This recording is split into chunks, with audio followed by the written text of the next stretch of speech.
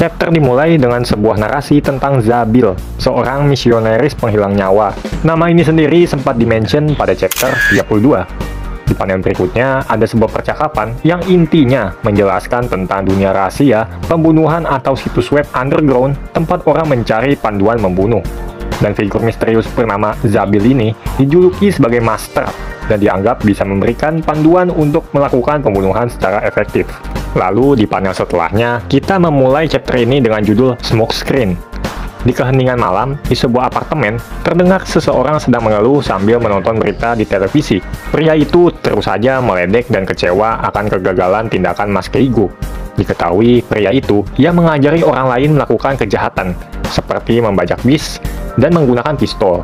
Ia merasa frustasi karena orang yang dia latih, Mas Keigo, gagal menjalankan tugasnya. Bahkan sampai ada gimmick menodongkan pistol ke arah dirinya sendiri.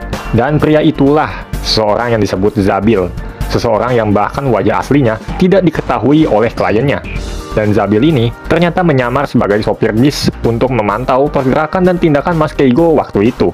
Zabil ini tampaknya sudah move on dari Mas Keigo, karena masih ada banyak orang-orang yang mental atau emosinya rapuh seperti Mas Keigo yang bisa dimanipulasi oleh si Zabil ini.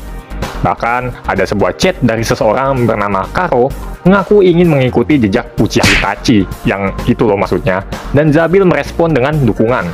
Lalu dalam percakapannya dengan Karo, Zabil memberi arahan dan menyusun rencana. Zabil juga yang menentukan lokasi, waktu, dan alat kejahatan. Zabil ini lalu bersiap untuk bertemu dengan Karo, sambil dia dengan sesumbar mengatakan akan bersih dari segala tindakan kotor yang dilakukan Mas Keigo. Ketika Zabil ini mau membuka pintu, ia dikejutkan oleh Ikuo yang dengan tatapan creepy menyapa Zabil dan mengucapkan terima kasih atas bantuannya di bis waktu itu. Dengan perasaan cemas, Zabil menanyakan keperluan dari Ikuo.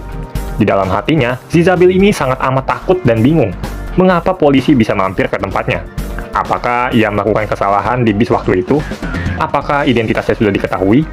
Di tengah kebimbangan itu, Zabil ini mengira Ikuo mau menggali informasi lain terkait Mas Keigo dan menjadikan ia sebagai saksi. Tapi Zabil kembali dikagetkan lagi dengan kemunculan Tatsuya di dalam tempat tinggalnya.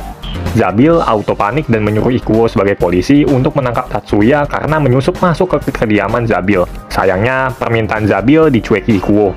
Malah sebaliknya, Ikuo mengungkapkan identitas Zabil kepadanya. Dengan teknik tipis-tipis sepik, Zabil menyanggah tuduhan Ikuo. Ikuo lalu menjelaskan bahwa saat di bis, Mas Keigo menyuruh Zabil untuk berbelok kanan. Tapi Zabil malah berbelok ke arah sebaliknya, karena Zabil melihat ada jalan buntu akibat pekerjaan perbaikan pipa yang dilakukan dari jam 9 pagi sampai jam 4 sore. Sesuatu keadaan yang Mas Keigo tidak pikirkan di waktu itu, sehingga Ikuo mencurigai Zabil sedang membantu Mas Keigo waktu itu. Zabil masih mengelak. Lalu, Ikuo menjelaskan, saat mencari pistol yang dipakai Mas Keigo, keadaan bis hanya tersisa Mas Keigo yang terborgol dan si Zabil ini. Ikuo mengungkapkan bahwa dia sudah menemukan pistol Mas Keigo lebih dulu dan menyembunyikannya di bawah kursi, di tempat yang mustahil dijangkau oleh Mas Keigo yang saat itu diborgol.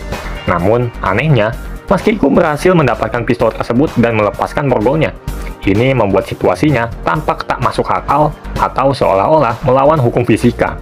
Ikuo menduga bahwa orang terakhir yang turun dari bis yang punya kesempatan menyentuh kursi atau memindahkan pistol itu dekat Mas Keigo.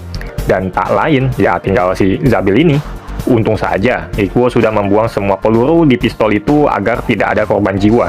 Di sisi lain, Tatsuya ternyata menyelidiki sepak terjang Zabil ini sebagai puppet master. Dan dibilang Tatsuya juga, website Zabil ini sangat amat terahasiakan. Tatsuya menambahkan sistem keamanan cyber tingkat tinggi yang digunakan oleh organisasi kriminal untuk menyembunyikan aktivitas mereka dengan menggunakan server luar negeri, enskripsi dinamis, dan terus mengganti lokasi untuk menghindari pelacakan. Ikuo sebenarnya masih menyimpan sebuah pertanyaan.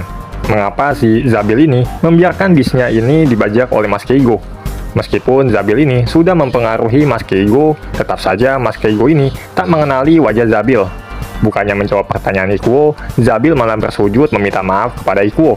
Tetapi, di balik sujudnya Zabil, doi ini memperlihatkan memiliki masalah psikologi yang sangat amat terobsesi untuk melakukan tindakan kekerasan, bahkan menghilangkan nyawa orang lain. Oleh karena itu, Doi mempengaruhi Mas Keigo untuk melakukan pembajakan bis. Dari posisi sujudnya itu, ia mengeluarkan beceng dan langsung menodongkan itu kepada Ikuo. Tiba-tiba, di belakang Zabil, Tatsuya menyetel sebuah speaker dengan musik metal dengan keras, yang membuat si Zabil ini terdistract, sehingga Ikuo melompat dan melumpuhkan si Zabil.